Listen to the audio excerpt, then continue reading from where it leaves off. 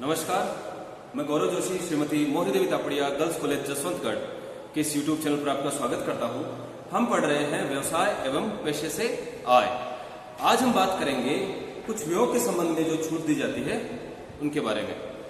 तो व्यवसाय या पेशेवर व्यक्ति द्वारा जो भी आय कमाई जाती है और उस आय कमाने के लिए जो भी खर्चे किए जाते हैं उन खर्चों की जो है व्यवसाय या पेशे की आय में से छूट दी जाती है, कटौती प्रदान की जाती है। तो व्यय के संबंध में छूट की आज हम बात करेंगे। व्यय के संबंध में छूट। अब इस जो व्यय के संबंध में छूट है, व्यय को भी कुछ प्रकार में बांटा गया है। तो कुछ व्यय जो है स्पष्टतः स्वीकृत व्यय कहे जाते हैं, यानी कि ऐसे खर्चे जो आयकर अधिनियम की विभिन्न धाराओं में जिनको जो है स्पष्टतः स्वीकृत किया गया है या फिर न्यायालय के निर्णयों द्वारा या जो केंद्रीय प्रत्यक्ष कर बोर्ड है उसने अपने परिपत्रों में ये जो व्यय है इनको स्पष्टतः स्वीकृत माना है। इनके लिए किसी भी प्रकार की शर्त का पूरी करना या किसी अन्य परिस्थिति के कारण इनको स्वीकृत नहीं किया जाता। ये व्यय स्पष्टतः स्वीकृत होते हैं। इसके अलावा कुछ व्यय परिस्थिति अनुसार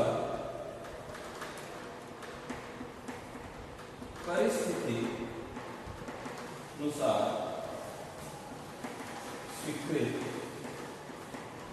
एवं अस्वीकृत कर दिए जाते हैं। तो दूसरे कुछ ऐसे खर्चे होते हैं जिनको परिस्थिति के अनुसार स्वीकृत और अस्वीकृत कर दिया जाता है। तीसरे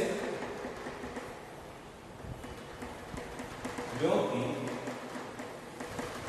सशर्त कटौती, और कुछ व्ययों की कटौती विशेष शर्त पूरी करने पर ही दी जाती है, सशर्त कटौती दी जाती है।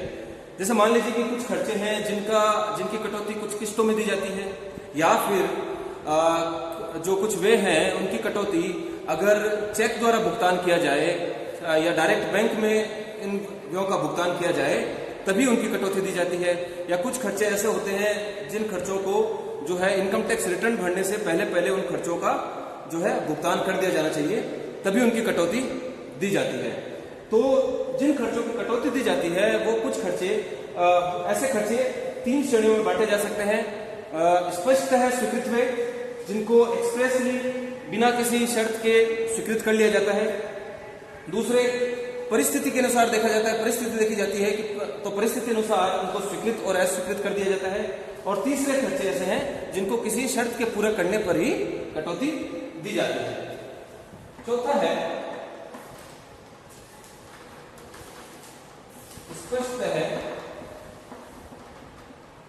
अस्वीकृत व्यय, और कुछ खर्चे ऐसे भी हैं जिनको स्पष्टतः अस्वीकृत कर दिया जाता है, मना कर दिया जाता है कि ऐसे खर्चों की कटौती जो है व्यवसाय एवं पैसे की आय में से नहीं दी जाएगी। तो व्ययों के संबंध में छूट, व्ययों की 4 श्रेणियां बनाई गई है। तो आज हम बात करते हैं स्पष्टतः स्वीकृत व्ययों की। तो ये जो खर्चे हैं ये सारे के सारे खर्चे स्पष्टतः स्वीकृत व्यय हैं। तो खर्चे कौन कौन से हैं इनकी हम बात करते हैं। तो पहला है भवन का किराया, कर, दर, बीमा एवं मरम्मत व्यय, रेंट, टैक्सेस, इंश्योरेंस और रिपेयर। तो अगर जो भवन है यानी कार्यालय भवन, कारखाना भवन, गोदाम, दुकान, शोरूम, तो अगर ये भवन किराए पर लिया गया है, व्यवसाय का खुद का नहीं है, तो उस भवन के संबंध में जो भी किराया चुकाया जाता है उसकी कटौती व्यवसाय की आय में से प्रदान की जाती है। या फिर व्यवसाय का खुद का भवन है, उसके संबंध में कोई कर चुकाए जा रहे हैं, कोई रेट्स दी जा रही है, किसी प्रकार का इंश्योरेंस करवाया गया है या फिर उस भवन की मरम्मत करवाई गई है, उसके संबंध में जो भी व्यय किए गए हैं वो सारे व्यय की कटौती व्यवसाय की आय में से स्वीकृत कर दी जाती है। दूसरा है प्लांट, मशीन एवं फर्नीचर की मरम्मत एवं बीमा व्यय। तो हमने बात की थी कि जो स्थायी संपत्तियां हैं उनको मुख्य रूप से 3 श्रेणियों में बांटा गया है, भवन, प्लांट एवं मशीन और फर्नीचर। तो पहला जो खर्चा है वो भवन के संबंध में है, और दूसरे में जो है वो बाकी तीनों संपत्तियों के लिए है, प्लांट, मशीन और फर्नीचर। तो प्लांट, मशीन और फर्नीचर की अगर मरम्मत के खर्चे किए गए हैं या उनके संबंध में कोई बीमा करवाया गया है तो ऐसे व्ययों की कटौती व्यवसाय के आय में से स्वीकृत कर दी जाती है। ये खर्चे स्पष्ट स्वीकृत है, इनमें किसी प्रकार की शर्त नहीं लगाई जाती। तीसरा है मशीन, भवन, फर्नीचर एवं अमूर्त संपत्तियों पर ह्रास। अब जो व्यवसाय की जो संपत्तियां हैं उन पर अगर जो संपत्तियां प्रयोग में ली जाती हैं तो उन पर डेप्रिसिएशन की कटौती दी जाती है, ह्रास की कटौती दी जाती है, जिनके संबंध में हम बहुत विस्तार से पिछले क्लासेज में चर्चा कर चुके हैं। पूंजी निर्माण को प्रोत्साहन देने हेतु छूट।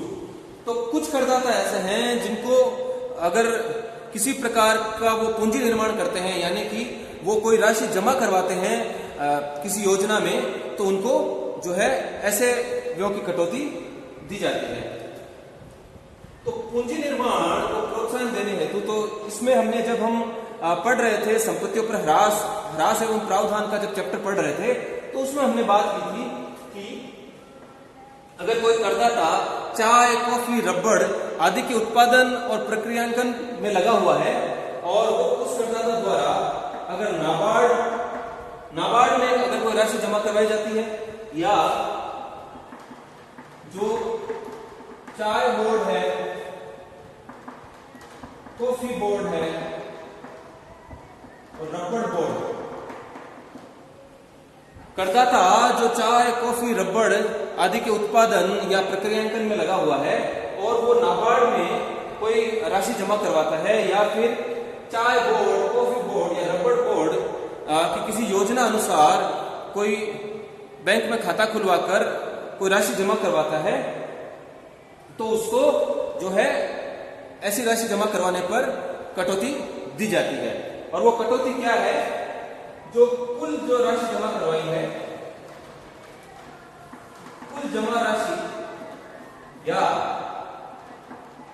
ऐसी कटौती से पूर्व व्यापार के लाभों का 40%। तो अगर कोई करदाता जो चाय, कॉफी, रबड़ आदि के उत्पादन प्रक्रियांकन में लगा हुआ है और नाबार्ड में या जो चाय बोर्ड, रबड़ बोर्ड, कॉफी बोर्ड की योजना अनुसार कोई राशि जमा करवाता है, तो उसको कुल जमा राशि इन दोनों खातों में जो उसने कुल राशि जमा करवाई है वो, या फिर ऐसी कटौती से पूर्व जो व्यापार के लाभ है उसका 40%, इन दोनों में से जो कम हो उसके बराबर की कटौती दी जाती है। तो ऐसे जो कटौती है वो स्पष्टतः स्वीकृत है और वो कटौती पूंजी निर्माण को प्रोत्साहन देने हेतु दी जाती है। दूसरा है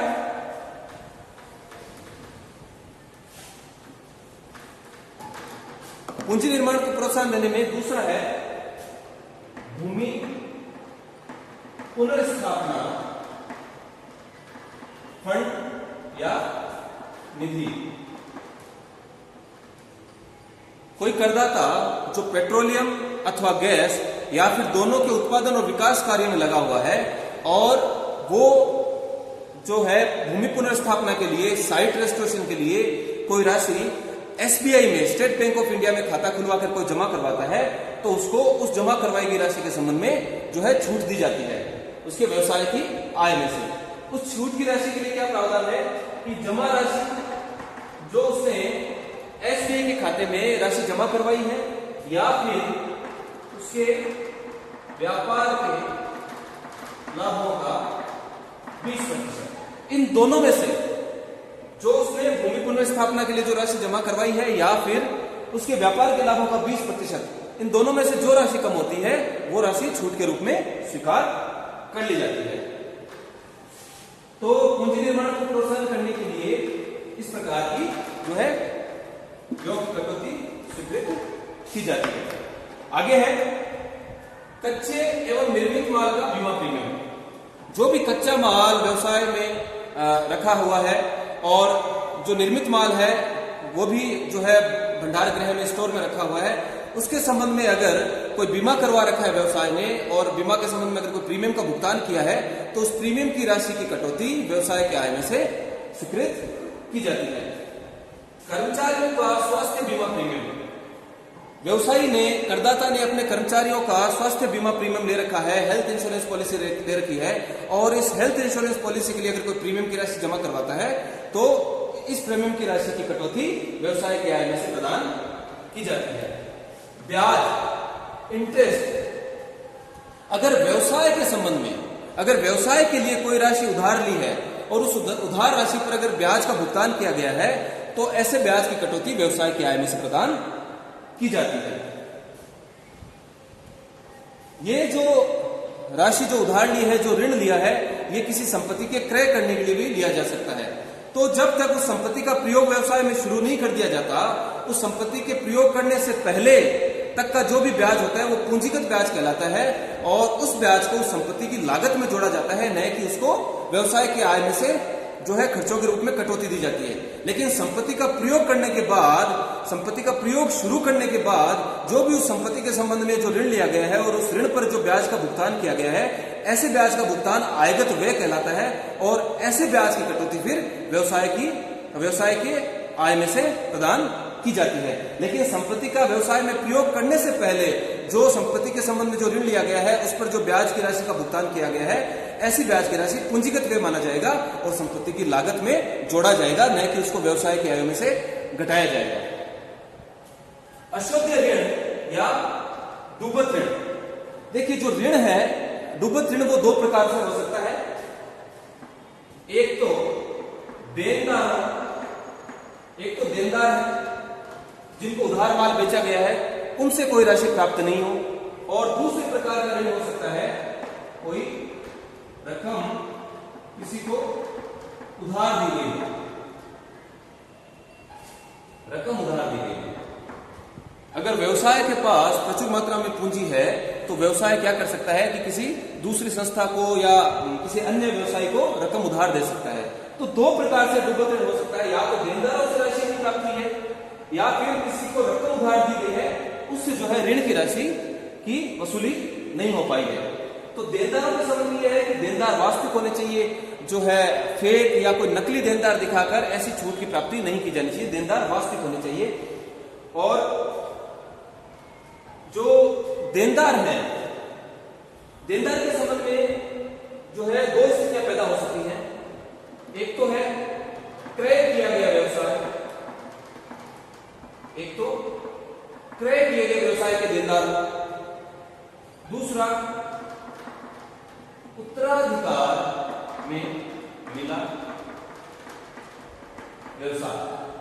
तो अगर व्यवसाय क्रय किया गया है, मान लीजिए कि ए और बी दो व्यवसायी हैं, बी का व्यवसाय था और बी के देनदार थे।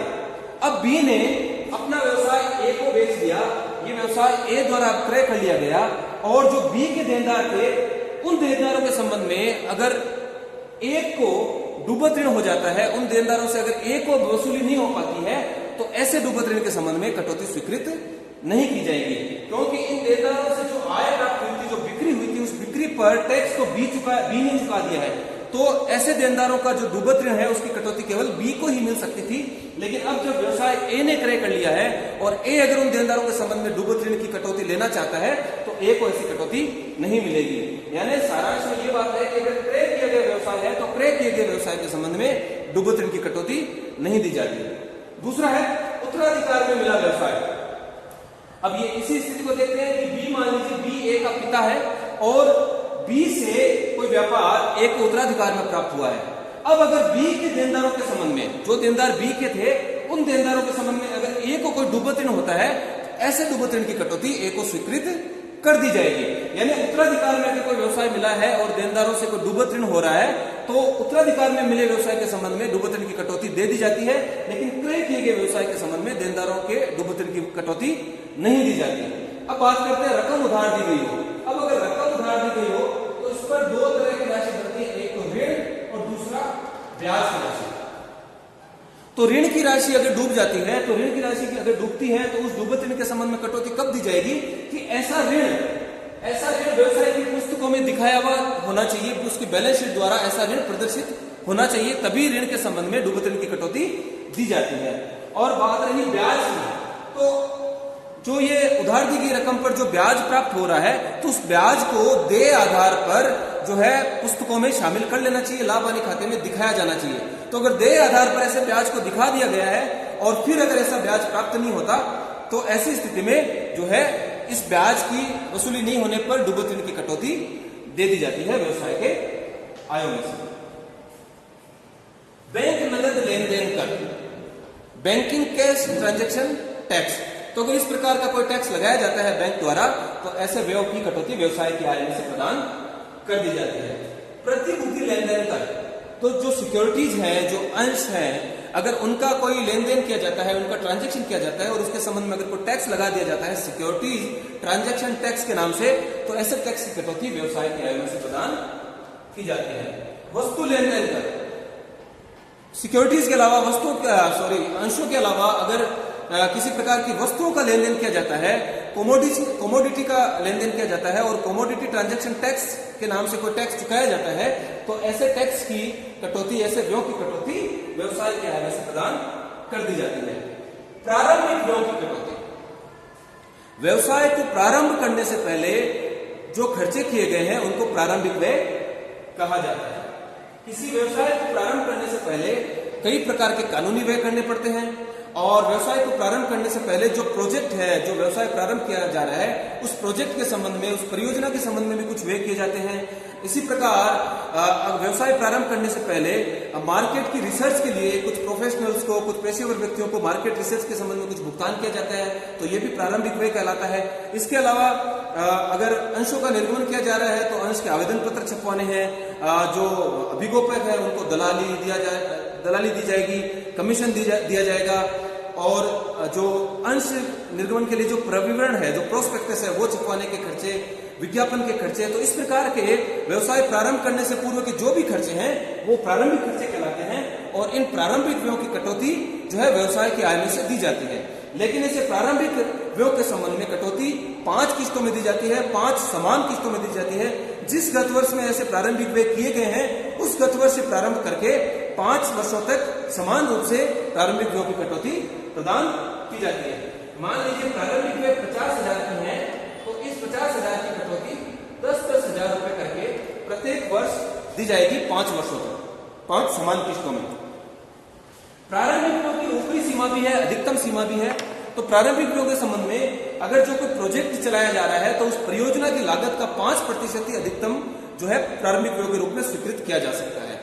अगर जो परियोजना है, जो कंपनी जो बनाई गई है, जो व्यवसाय प्रारंभ किया गया है, उसने अगर अपनी अंश पूंजी का निर्गमन भी किया है, उसमें कुछ पूंजी भी विनियोजित की है, तो ऐसी स्थिति में परियोजना लागत या विनियोजित पूंजी का 5%, परियोजना लागत का 5% या फिर विनियोजित पूंजी का 5%, इन दोनों में से जो अधिक हो उसके बराबर की राशि प्रारंभिक व्यय के रूप में अधिकतम स्वीकार की जाती है और प्रारंभिक व्यय की कटौती 5 समान वार्षिक किस्तों में दे दी जाती है। अब है दूर संचार सेवाओं के लाइसेंस के संबंध में। अगर कोई करदाता दूर संचार सेवाएं प्रदान करने के लिए कोई लाइसेंस लेता है और तो उस लाइसेंस पे जो भी खर्चा किया है, उस लाइसेंस के संबंध में जो भी भुगतान किया है, तो उस लाइसेंस के संबंध में जो भुगतान किया है उसकी कटौती, जो उसकी अधिकार अवधि है, जितने वर्षों के लिए उसको लाइसेंस मिला है, जितने वर्षों के लिए उसको राइट्स मिले हैं उस लाइसेंस के उपयोग के, उस अधिकार अवधि में समान रूप से बराबर अधिकार अवधि में उस राशि की कटौती दे दी जाएगी। इसको उदाहरण के तौर पर समझते हैं कि मान लीजिए दूर से संचार सेवाओं के लिए लाइसेंस जो दिया है 1 लाख रुपए में लिया, 1 लाख रुपए में लिया है और जो अधिकार अवधि है उस लाइसेंस को उपयोग करने के लिए जो राइट्स मिले हैं वो 10 वर्षों तक मिले हैं। तो इस लाइसेंस के संबंध में जो भुगतान किया है उसकी कटौती अधिकार अवधि में प्रदान कर दी जाती है समान रूप से। तो यानी अधिकार अवधि है, राइट्स जो मिले हैं वो 10 साल के लिए मिले हैं, लाइसेंस के संबंध में खर्चा हुआ 1 लाख का, तो प्रत्येक वर्ष जो है 10 वर्षों तक 10,000 रुपए की 10,000 रुपए की कटौती दे दी जाएगी दूर संचार सेवाओं के संबंध में जो लाइसेंस लिया है उसके लिए। अब अगर इस लाइसेंस जो लिया है दूर संचार सेवाओं के लिए, इस लाइसेंस की अधिकार अवधि अगर बीच में ही समाप्त हो जाती है, 10 वर्ष के लिए 10 वर्षों की अवधि के लिए अधिकार मिले थे, लेकिन मान लीजिए कि 7 वर्षों में ही वो अधिकार समाप्त कर दिया जाता है, लाइसेंस के लिए भुगतान किया गया 1 लाख रुपए का, 10 वर्ष अधिकार अवधि थी, और प्रत्येक वर्ष 10,000 रुपए की कटौती दी जा रही थी। लेकिन अधिकार अगर 7 वर्षों में ही समाप्त कर दिया जाता है तो जो अप्लिखित नहीं हो सकी राशि, यानी जो राशि अप्लिखित नहीं करी जा सकी वो राशि है 30,000 रुपए की। 60 वर्षों तक तो हमने 70,000 रुपए की कटौती ले ली, लेकिन जो बाकी बचे 30,000 रुपए हैं जो अप्लिखित नहीं हो सके, उनकी कटौती अधिकार समाप्त होने वाले वर्ष में ही एक साथ दे दी जाएगी। इसी प्रकार अगर लाइसेंस को बीच में ही कभी बेच दिया जाए, मान लीजिए कि 7वें वर्ष में लाइसेंस को बेच दिया गया, तो 7वें वर्ष में जो इस लाइसेंस के संबंध में जो मूल्य जो बिना अप्लिखित हुए जो रह गया वो मूल्य था 30,000 रुपए का। 7 वर्षों तक प्रत्येक वर्ष में 10,000 की कटौती स्वीकार करके 70,000 की कटौती ले ली गई है 1 लाख में से। अब जो बाकी मूल्य बचा वो 30,000 का बचा है, और इस लाइसेंस को अगर बेचा जाए तो अगर अप्लिखित मूल्य, जो मूल्य अप्लिखित नहीं हो सका है, उससे अगर ज्यादा राशि वसूल हो जाती है बिक्री पर, तो जो अधिक की राशि है वो राशि व्यवसाय की आय मानी जाती है। अगला है खनिजों की खोज पर व्यय। अगर किसी करदाता द्वारा खनिजों की खोज पर कोई व्यय किया जाता है, खनिजों की खोज एवं विकास पर व्यय किया जाता है, कुछ खनिज हैं जो 7वीं अनुसूची में दिए हुए हैं, तो ऐसे खनिजों की खोज एवं विकास पर अगर व्यय किया जाता है तो उसके संबंध में जो है 10 समान किस्तों में कटौती दी जाती है। तो जो भी खनिज के विकास एवं खोज पर व्यय किया गया है उस व्यय की कटौती 10 वर्षों तक समान रूप से दी जाती है। लेकिन कौन से व्यय जो है अस्वीकृत किए जाते हैं? तो अगर खनिज की खोज के संबंध में अगर कोई जमीन ली गई है तो जमीन की खरीद जो क्रय मूल्य है भूमि का, उसकी छूट नहीं दी जाती, उसको व्यय में शामिल नहीं किया जाता। इसके अलावा जो खनन किया गया है, खनन कार्य किया गया है खोज के लिए, उस खनन कार्य के संबंध में जो खर्चे किए गए हैं उसको भी जो है व्यय में सम्मिलित नहीं किया जाता, ऐसे व्यय भी अस्वीकृत कर दिए जाते हैं। फिर खनिज कार्य के लिए जो भी मशीन, प्लांट आदि जो क्रय किए गए हैं, जिन पर राशि कटौती मिलेगी भविष्य में, या जिन पर राशि कटौती मिलती है, ऐसे प्लांट या मशीनरी पर जो खर्चा किया है वो भी व्यय में शामिल नहीं किया जाता। तो यानी कि जो खनिजों की खोज एवं विकास पर व्यय किया गया है, जमीन, भूमि का क्रय मूल्य छोड़कर, और जो खनन कार्य में जो व्यय हुए उनको छोड़कर, और जो प्लांट और किसी प्रकार की मशीन खरीदी गई है जिन पर राशि कटौती मिलती है, उनके व्यय को छोड़कर, तो इन 3 प्रकार के व्यय को छोड़कर जो भी खर्चे किए गए हैं खोज एवं विकास पर, उन सब व्ययों की कटौती 10 वर्षों तक समान रूप से दी जाती है। स्वैच्छिक सेवानिवृत्ति पर व्यय। अगर किसी करदाता द्वारा, किसी व्यवसायी द्वारा स्वैच्छिक सेवानिवृत्ति योजना चलाई जाती है, स्वैच्छिक सेवानिवृत्ति योजना में जो है कर्मचारी अपनी स्वेच्छा से सेवानिवृत्ति ले लेता है, और फिर जो है करदाता द्वारा, व्यवसायी द्वारा, उसके नियोक्ता द्वारा उसको कुछ स्वैच्छिक सेवानिवृत्ति लेने पर उसको जो है एकमुश्त राशि का भुगतान किया जाता है। तो अगर जो करदाता ने स्वैच्छिक सेवानिवृत्ति की योजना चला रखी है और ऐसी योजना का लाभ किसी कर्मचारी ने उठाया है और कर्मचारी को एकमुश्त राशि का भुगतान किया गया है, तो ऐसे भुगतान की 5 समान किस्तों में 5 वर्षों तक कटौती दी जाएगी। जो स्पष्ट स्वीकृत व्यय है, इनमें कुछ व्यय और रह जाते हैं जिनकी चर्चा हम अगली क्लास में करेंगे। आज के लिए इतना ही। आशा करता हूं कि आज जो भी हमने डिस्कस किया वो बहुत अच्छे से समझ में आया होगा। इस वीडियो को लाइक कीजिए, शेयर कीजिए, हमारे YouTube चैनल को सब्सक्राइब कीजिए। धन्यवाद।